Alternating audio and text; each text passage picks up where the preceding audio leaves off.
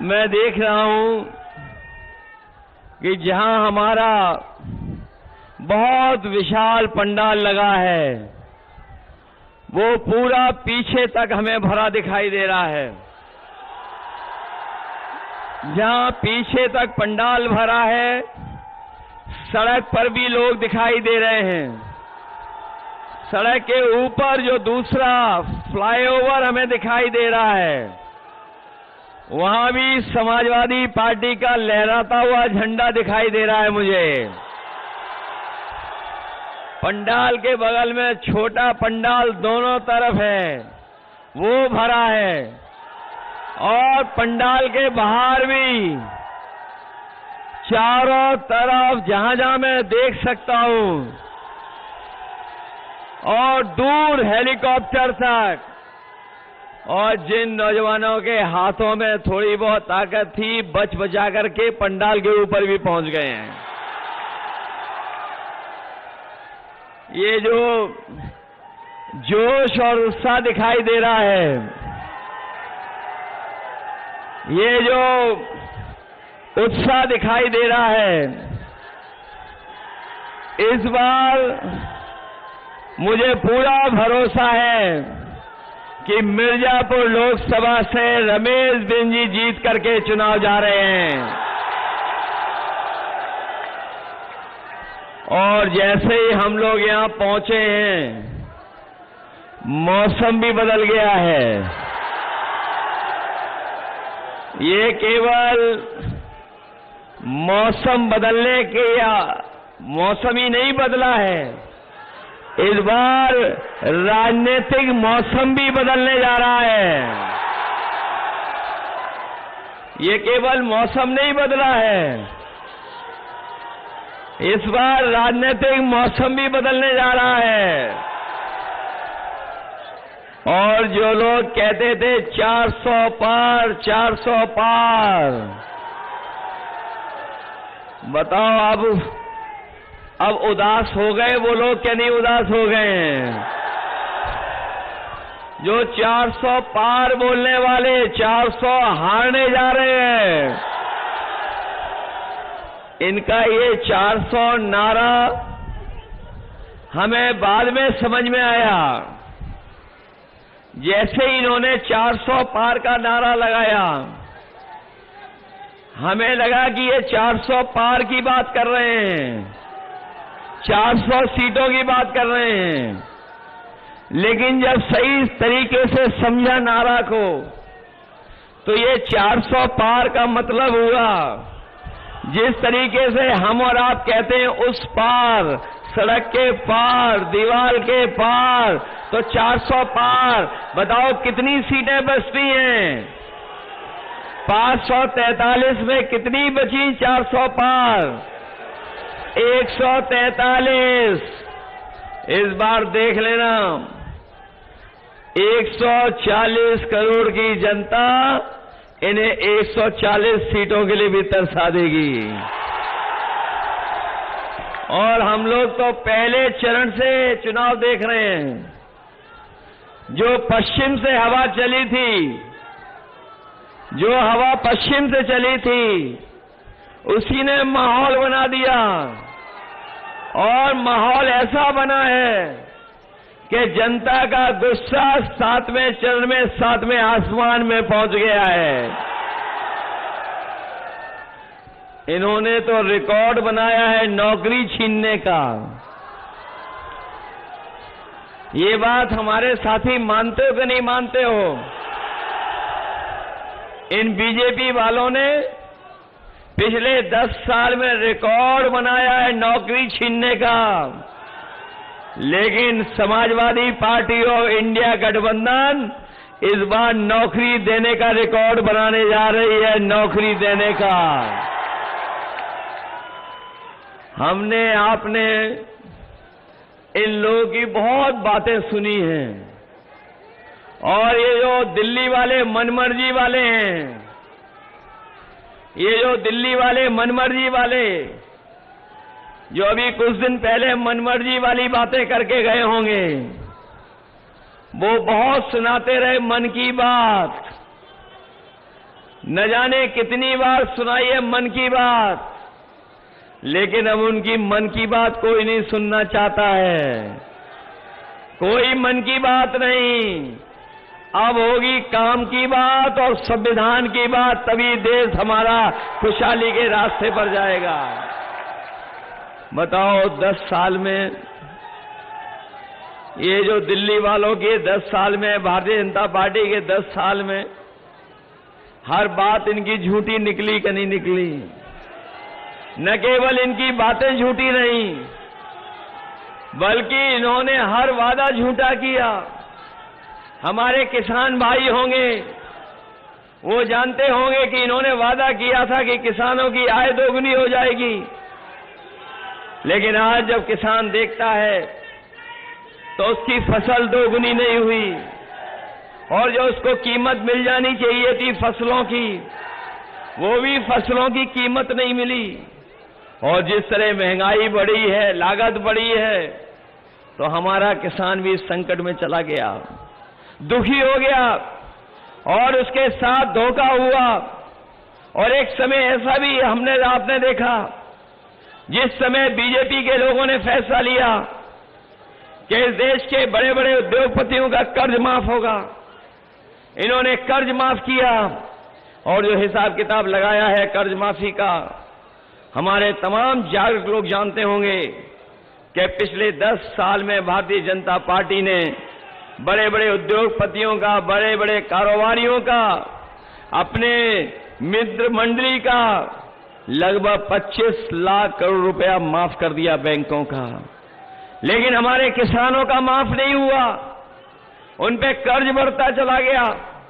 और जब सरकार ने नियम बनाया, तो नियम ये बनाया था कि जिस भी व्यक्ति का बैंक से 5 करोड़ से ऊपर का कर्ज है, उसका कर्ज माफ हो जाएगा। बड़े बड़े उद्योगपतियों का, बड़े बड़े कारोबारियों का तो 25 लाख करोड़ माफ कर दिया, लेकिन हमारे गरीब और किसान और गांव में रहने वाले लोगों का, जिनका केवल हजारों और लाखों में कर्ज है, उनका माफ नहीं हुआ। हम अपने किसान भाइयों को कह के जा रहे हैं, अपने आदिवासी भाइयों कह के जा रहे हैं, 4 जून के बाद सरकार बनने जा रही है, आपका पूरा का पूरा कर्ज माफ करने का फैसला होगा। न केवल कर्ज माफ होगा आपका, बल्कि जो लड़ाई हमारी आपकी बहुत पुरानी है कि किसानों के अपनी फसल की कीमत के लिए कानूनी अधिकार मिले, जहां कर्ज माफ होगा वहीं कानूनी अधिकार दिला करके अपने किसानों को लाभकारी मूल्य और एमएसपी दिलाने का भी फैसला होगा। हम लोग सुनते हैं,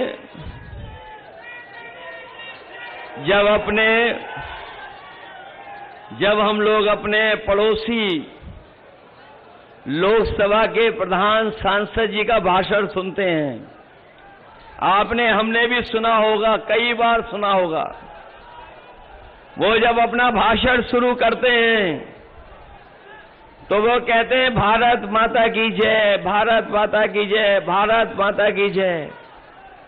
लेकिन सोचो हमारे नौजवान साथियों, इसमें तमाम वो नौजवान होंगे जो फौज की नौकरी के लिए तैयारी करते थे,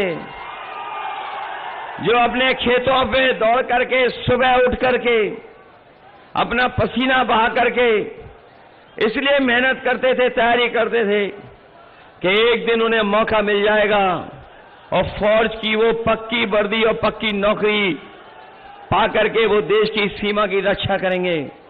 लेकिन इस सरकार ने उस नौकरी को भी खत्म कर दिया और अग्निवीर जैसी व्यवस्था लाने का काम किया है। मैं तमाम अपने नौजवानों को कह के जा रहा हूं, जो फौज की नौकरी के लिए पक्की वर्दी पहनना चाहते थे, पक्की नौकरी कर करके, कि आने वाले समय में न केवल फौज की नौकरी बढ़ेंगी, बल्कि अपने नौजवानों को पुरानी जो भर्ती होती थी फौज की, वैसी भर्ती दिला करके अग्निवीर व्यवस्था खत्म करने का काम करेंगे। अग्नि व्यवस्था स्वीकार नहीं करेंगे। न केवल अग्निवीर व्यवस्था खत्म होगी, उसके साथ साथ जो सरकारी नौकरियां 30 लाख खाली पड़ी हैं, जो इस सरकार ने नौकरियां नहीं दी, उन 30 लाख नौकरियों को आरक्षण देकर के अपने नौजवानों का भाग्य बनाने का काम करेंगे। हमारे नौजवान जानते होंगे, इस सरकार में जो भी नौकरी निकली सबके पेपर लीक हो गए। बताओ पेपर लीक हुए कि नहीं हुए? और आप जानते होंगे कोई एक पेपर लीक नहीं हुआ है। इस सरकार ने जितनी परीक्षा कराई सब में पेपर लीक हो गए। और अगर पेपर लीक की वजह से जिन नौजवानों की नौकरी छूट गई, नौकरी नहीं कर पाए, जिन्हें नौकरी मिल जाती, अगर उसी का गणित का हिसाब किताब लगा लें हम, तो आप सोचना पूरे उत्तर प्रदेश में पिछले कई वर्षों में इन्होंने जो नौकरियां निकाली थी, जिसकी वजह से नौकरियां नौजवानों को नहीं मिल पाई, पेपर लीक हुए, जिसके कारण नौजवान निराश हो गया। अगर हम उन्हीं नौजवानों के माँ बाप को भी जोड़ दें और गिनती कर लें तो गिनती बहुत बड़ी है। अगर एक नौजवान और उसके माँ बाप को जोड़ दें, इस तरीके से 60 लाख बच्चों का इस सरकार ने पेपर लीक के कारण भविष्य अंधकार में डाला है। अगर हम उन्हीं 3 सदस्यों का 60 लाख से गुणा कर देंगे तो पूरे उत्तर प्रदेश में 1,80,00,000 लोग ऐसे हैं जो पेपर लीक की वजह से इस सरकार से नाराज हैं। और अगर 1,80,00,000 उनका अगर हम भाग दे देंगे 80 लोकसभा से, तो हर लोकसभा से 2,25,000 लोगों का इनका वोट कम हो गया। बताओ भरपाई कैसे करेगी सरकार? हर लोकसभा में 2,25,000 केवल पेपर लीक के कारण। और ये पेपर लीक हुए नहीं हैं। मैं अपने नौजवानों से कहना चाहता हूं, ये आपको नौकरी नहीं देना चाहते थे, इसलिए सरकार ने जानबूझ करके पेपर लीक कराए हैं। वैसे तो ये हमेशा बुलडोजर तैयार रखते थे, इनका बुलडोजर हमेशा तैयार रहता है। लेकिन बताओ साथियों, एक भी पेपर लीक करने वाले पर इनका बुलडोजर चला हो तो बता दो हमें। कहीं बुलडोजर नहीं चला। और न केवल इन्होंने नौकरियों में धोखा दिया, बल्कि हमारे साथी जानते होंगे, इन्होंने सरकार में बैठ करके खाद की बोरी से भी चोरी कर ली। पहले 5 किलो खाद की चोरी की, फिर 5 किलो चोरी कर ली। बताओ हमारे किसान भाइयों, खाद की बोरी से चोरी हुई है कि नहीं हुई है? और पिछले 10 साल में 10 किलो की चोरी हुई कि नहीं हुई? और ये चोरी वाली बात कभी कभी मैं सोचता थी कहां से सीख करके आए हैं। मुझे बाद में पता लगा ये बोरी की चोरी पार्ले बिस्किट पैकेट से सीखे हैं। जिन लोगों ने पहले पार्ले जी का बिस्किट पैकेट खरीदा होगा तो इतना बड़ा खरीदा होगा, और जैसे जैसे महंगाई हुई बढ़ी और उन्होंने मुनाफा कमाना शुरू किया, तो बताओ आज पैकेट कितना बड़ा मिल रहा है? बताओ छोटा पैकेट हो गया कि नहीं हो गया? 5 बिस्किट का पैकेट हो गया कि नहीं हो गया? याद रखना, जिस तरीके से इन्होंने खाद की बोरी की चोरी की है, ये सरकार में बने रहे तो आपके बिस्किट पैकेट का जो 5 बिस्किट था 4 गायब हो जाएंगे, 1 बिस्किट का पैकेट मिलेगा आपको। इसलिए सावधान हो कि नहीं हो। न केवल इन्होंने महंगाई बढ़ाई खाद की बोरी की चोरी करके, बल्कि बताओ हर जरूरत की चीज महंगी हो गई कि नहीं है? आपका डीजल पेट्रोल महंगा हो गया, और जो वो सिलेंडर मिला था खाना खाने के बनाने के लिए, बताओ आज गैस का सिलेंडर कितना महंगा हो गया।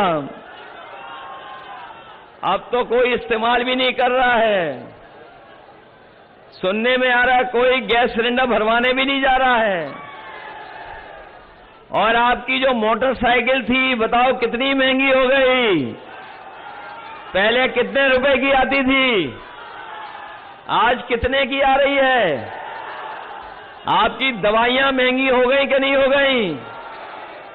पहले बुखार ठीक हो जाता था 500 mg की गोली खाने में, लेकिन अब बीजेपी की सरकार में जाओगे डॉक्टर के पास तो आपको 650 mg की डोलो की गोली देगा, और उस गोली खाने के बाद भी बुखार नहीं ठीक हो रहा है। बताओ दवाइयां महंगी हो गई कि नहीं हो गई। और न केवल दवाई महंगी हुई है, बल्कि इन्होंने इलेक्टोरल बॉन्ड लेकर के बताओ भ्रष्टाचार किया कि नहीं किया। और जब कोई इलेक्टोरल बॉन्ड के बारे में पूछता है तो भारतीय जनता पार्टी का बैंड बज जाता है, उनकी पोल खुल गई कि नहीं खुल गई।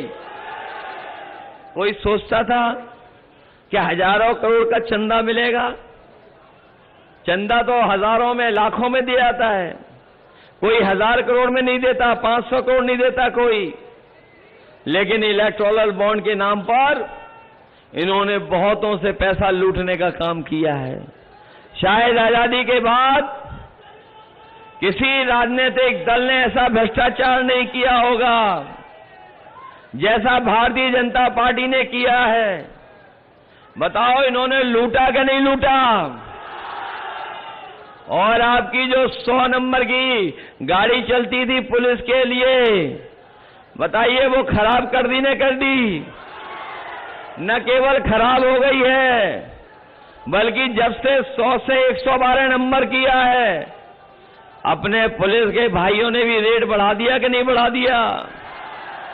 भ्रष्टाचार बढ़ा कि नहीं बढ़ा। और ये जो बड़े बड़े मेडिकल कॉलेज भी बनाए हैं, क्या उसमें इलाज हो पा रहा है किसी का। ये अब आपके पड़ोसी सांसद, आपके पड़ोस के सांसद जी, जो प्रधान सांसद जी, उन्होंने जो गांव लिया था गोद, बताओ किसी को याद है कौन सा गांव गोद लिया था। सब भूल गए कि नहीं भूल गए। यहां के लोगों ने भी गोद लिया होगा कोई गांव। बताओ क्या हालत है। बताओ देश के प्रधानमंत्री जी ने कसम खा करके मां गंगा को साफ करने का फैसला लिया था। बताओ मां गंगा साफ हो गई क्या। और मां गंगा तो नहीं साफ हुई, लेकिन उस सफाई के लिए जो पैसा आया वो सब साफ कर लिया सरकार ने। और यहां तो अलग तरह का भ्रष्टाचार चल रहा है। सुना है यहां तो अलग तरह का भ्रष्टाचार चल रहा है कि रास्ता बदल करके जाना पड़ रहा है। और रास्ता इसलिए बदल करके जाना पड़ रहा है क्योंकि कुछ लोग वसूलना चाहते हैं, कुछ लोग पैसा वसूल रहे हैं। बताओ पैसा वसूली चल रही कि नहीं चल रही मिर्जापुर में। मैं देख रहा हूं कि जो लोग अच्छे दिन लाना चाहते थे वो अच्छे दिन तो आए नहीं। लेकिन एक बात हम लोग जानते हैं कि 4 जून को जब भारतीय जनता पार्टी हारेगी तो सुनहरे दिन आएंगे, लेकिन खुशियों के दिन भी आएंगे। बताओ खुशियों के दिन लाना चाहते हो कि नहीं लाना चाहते हो। और अब तो परेशानी और जो संकट के दिन हैं, ये दुख दर्द के दिन और संकट के दिन खत्म होने वाले हैं कि नहीं खत्म होने वाले हैं। अरे मिर्जापुर में तो मैंने सोचा था कि बहुत विकास हो गया होगा। बताओ 10 साल से कितने नौजवानों को नौकरी मिली है। बताओ हमें नौजवान साथियों, कितनों को रोजगार दे दिया 10 साल में। और जो लोग कहते थे कि हम निवेश लाएंगे, बताओ मिर्जापुर में कहीं कोई बड़ा कारखाना लग गया हो तो बता दो। और जो कभी प्रधानमंत्री ने चिमनी देखी थी, क्या वहां से धुआं निकलने लगा क्या? क्या वो ऐसे ही खड़ा है कि नहीं खड़ा है? और कहते थे कि यहां पर बहुत पुश्तैनी कारोबार है, बहुत पुश्तैनी काम होते हैं, उनके लिए हमने योजना बनाई है। बताओ, कोई योजना बनी हो तो बता दो हमें। हमें तो लगता है इस बार मिर्जापुर वाले लोग इनके पैरों के नीचे से कारपेट खींचने वाले हैं। इसलिए मदद करोगे आप लोग? ऐसा तो नहीं कि डर जाओगे किसी के डराने से। और ये जो बीजेपी वाले आखिरी वक्त में मैनेजमेंट करते हैं, आखिरी वक्त पर जो मैनेजमेंट करते हैं, उसमें तो नहीं उलझ जाओगे आप? अपने बूथ पे जाओगे कि नहीं जाओगे? और अगर कोई डराए और आपको बूथ पे जाने के लिए रोके, तो ऐसा तो नहीं कि रुक जाओगे आप लोग? वोट डालने जाओगे आप लोग? और सुनने में आया है कि जो लोग परिवारवाद की बातें करते थे, यहां तो बहुत बड़ा परिवार राज कर रहा है। यहां भी तो राज कर रहा है परिवार। बताओ, यहां भी तो राज चल रहा है कि नहीं चल रहा है? हमारे गरीब भाइयों को याद होगा, जब 2022 का चुनाव था, इन बीजेपी वालों ने राशन में न जाने क्या क्या देने का काम किया था। याद होगा राशन में क्या क्या दे रहे थे? पहले दाल दे रहे थे, नमक दे रहे थे, चना भी दे रहे थे, रिफाइंड तेल भी दे रहे थे। और बताओ, राशन में आजकल क्या दे रहे हैं? बताओ, राशन में कटौती हो गई कि नहीं हो गई कटौती? राशन में गरीबों को क्या मिल रहा है? पता नहीं क्या दे रहे हैं राशन में आजकल। इसलिए अपने गरीब भाई बहनों को हम कह के जा रहे हैं, आदिवासी भाई बहनों को कह रहे हैं, माताओं बहनों को कह के जा रहे हैं कि समाजवादी पार्टी और इंडिया गठबंधन ने तय किया है कि आने वाले समय में जब सरकार बनेगी तो न केवल राशन की गुणवत्ता बढ़ाएंगे, हमारे गरीबों के परिवार को पूरा भरपेट भोजन मिल जाए उसके लिए मात्रा भी बढ़ाएंगे। और जिस तरीके से संपन्न लोग आजकल बाजार का पैकेट का आटा खरीद करके खा रहे हैं, जो गुणवत्ता में भी बेहतर है, पौष्टिक भी है, हम अपने गरीबों को आने वाले समय में राशन को बढ़ाने का तो काम करेंगे ही करेंगे, उसके साथ साथ पैकेट का आटा और डाटा भी फ्री देने का काम करेंगे। राशन की मात्रा इसलिए बढ़ाएंगे, 10 किलो इसलिए देंगे जिससे कि हमारे गरीबों का, सभी लोगों का भरपेट खाना हो जाए, भोजन हो जाए। और जो पैकेट का आटा है वो पौष्टिक देंगे जिससे कि स्वास्थ्य बेहतर हो। और डाटा इसलिए क्योंकि बिना डाटा के आजकल कुछ चल नहीं रहा है। ये हमारे नौजवान जानते हैं कि अगर इनके पास डाटा होगा तो ऑनलाइन पढ़ाई भी कर लेंगे, डाटा होगा तो अपनी नौकरी भी ढूंढ लेंगे, डाटा होगा तो अपना फॉर्म भी भर लेंगे। ऐसा इंतजाम आने वाले समय में अगर कोई करने जा रहा है तो समाजवादी पार्टी और इंडिया गठबंधन करने का जा रहा है। जहां मैंने कहा कि 30 लाख सरकारी नौकरियां मिलेंगी आरक्षण के साथ साथ, वहीं हमारे शिक्षक 69,000 और लोग लगातार लड़ाई लड़ रहे हैं कि उनके साथ जो आरक्षण में भेदभाव हुआ है वो खत्म हो। हम उनको भरोसा दिलाते हैं, वहीं हम अपने शिक्षा मित्रों को भरोसा दिलाते हैं कि कभी शिक्षा मित्रों को सम्मान का जीवन और सम्मान का वेतन अगर किसी ने दिया था तो समाजवादी पार्टी ने आने वाले समय में अगर हमें सम्मान का उनको वेतन देना पड़ेगा तो अपने शिक्षा मित्रों को देने का काम करेंगे। साथ ही साथ जो आशा कार्यकर्ता हैं, जो आंगनवाड़ी हैं, उनकी बहुत पुरानी मांग रही है कि उनका मानदेय बढ़ाया जाए। हम उनको भी भरोसा दिलाते हैं कि इंडिया गठबंधन ने तय किया है कि उनका मानदेय भी दोगुना कर करके उनको भी सम्मान का जीवन जीने का मौका दिया जाएगा।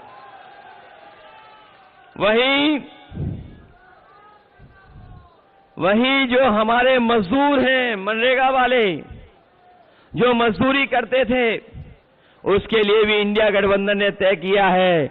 अभी तो उन्हें 200 रुपए की मजदूरी मिल रही है, लेकिन जो महंगाई बढ़ी है, जो आर्थिक रूप से उनके ऊपर संकट परिवार के ऊपर आता है, हम उन्हें भरोसा दिलाते हैं 200 की जगह 450 उन्हें भी प्रतिदिन देने का काम होगा। इसलिए मदद करोगे सब लोग। ये लड़ाई तो समझ में आ गई है, चुनाव किसका है। ये चुनाव जहां हमारे आपके भविष्य का है, वहीं आने वाली पीढ़ी के भविष्य का चुनाव भी है, और साथ ही साथ ये संविधान बचाने का चुनाव भी है। इसलिए संविधान बचाओगे आप लोग। यही संविधान है जो हमें अधिकार दिलाता है, यही संविधान है जो हमें न्याय दिलाता है, यही संविधान है हमें और आपको आगे बढ़ने का मौका देता है, यही संविधान है जो हमारे लिए संजीवनी है। लेकिन ये भारतीय जनता पार्टी के लोग जो 400 पार का नारा दे रहे थे, वो संविधान को बदलना चाहते थे। लेकिन अब हमें भरोसा है अपनी जनता पर कि जो लोग संविधान बदलने को निकले हैं, उन सबको बदलने का काम ये जनता करेगी। बताओ, बदलोगे ना कि नहीं बदलोगे? और हमें तो ये यहां के बीजेपी के सांसद तो कमाल के लगते हैं, जिन्हें ईमानदार कोई पसंद ही नहीं है। अगर कोई ईमानदार अधिकारी है तो वो रुक नहीं सकता है। पता नहीं क्यों ईमानदार लोग नहीं पसंद हैं, लेकिन इस सरकार के लोगों को तमाम वो लोग पसंद हैं जो मिर्जापुर और सोनभद्र को खोद खोद करके लेकर के चले जा रहे हैं। और याद होगा आपको, ये वही सरकार वाले लोग हैं जो कहते थे न खाएंगे न खाने देंगे। याद है कि नहीं याद है? क्या कहते थे कि न खाएंगे न खाने देंगे, लेकिन ऐसा खाया है कि डकार भी नहीं ली, और इलेक्ट्रोल बॉन्ड का सब पैसा डकार गए, पूरा डकार गए कि नहीं डकार गए? इसलिए हम आपको सावधान करने भी आए हैं। वहीं अपनी माताओं बहनों को कह के जा रहे हैं। किसी समय पर नेताजी और समाजवादी पार्टी ने उनके सम्मान के लिए हम लोगों ने समाजवादी पेंशन दी थी। बहनों को पढ़ने के लिए कन्या विद्याधन 30,000 रुपए की मदद करते थे। लेकिन इस बार तो इंडिया गठबंधन ने तय कर लिया है कि आने वाले समय में गरीब परिवार की माताओं बहनों को 1 लाख रुपए उनके अकाउंट में पहुंचाने का काम होगा। 1 लाख रुपए उनके अकाउंट में पहुंचेगा। और कैसे पहुंचेगा वो तो सब जान गए हैं। कैसे पहुंचेगा पैसा उनके अकाउंट में? खटाखट। और ये बेईमान कैसे डकार गए? डकाडक। बताओ, बिना डकार के डकार गए कि नहीं डकार गए?